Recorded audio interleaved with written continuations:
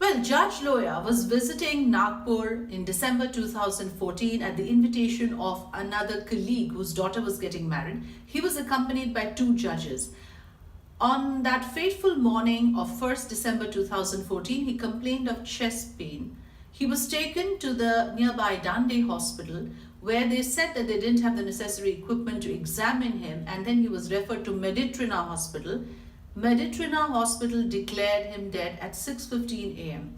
Now, there are a number of inconsistencies in this case. The first inconsistency is that the family claims they received the news of the death of Judge Loya at 5 a.m. The second inconsistency that has been pointed out is that the post-mortem report was signed by somebody who called himself a family member, but the family says they don't know of this person. So who's this fictitious person who claimed to be a family member of Judge Loya? It's critical for a member of the family to be present when the post-mortem report is submitted. Was the statement made by Dr. R.K. Sharma, who was the former head of the Forensic Department of All India Institute of Medical Sciences. He is the head of the All India Committee of Medico-Legal Experts. He says that after perusing the documents of Judge Loya, he has come to the conclusion that a heart attack can be ruled out. There is no evidence of myocardial infarction in the histopathology report. He says that there are changes observed in the heart in these documents, but none of them are conclusive enough to show coronary artery insufficiency. That was the official cause of death that was stated.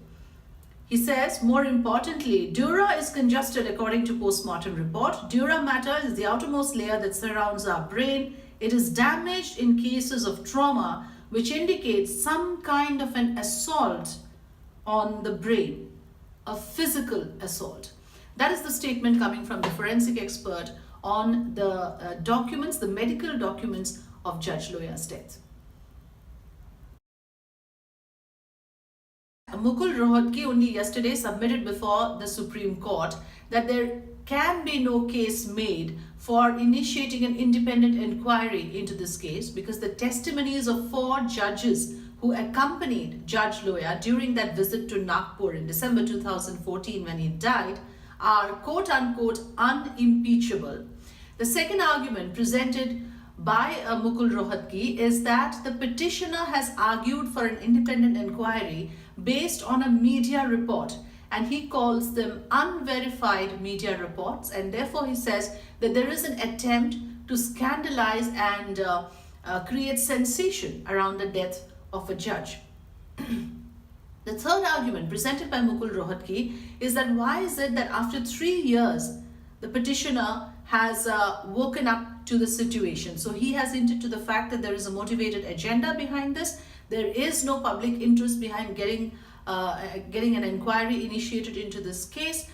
He feels that whatever is the testimony of the judges who accompanied Judge Loya, that testimony remains, and the other evidences, inconsistencies rather, that have been presented by the other side are material that will not stand in a court of law.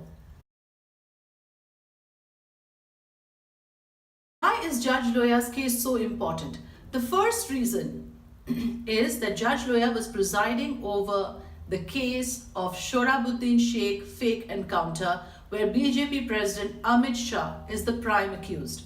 The second reason why his death is being scrutinized is because prior to Judge Loya, the judge who was looking after this case or adjudicating this case was transferred.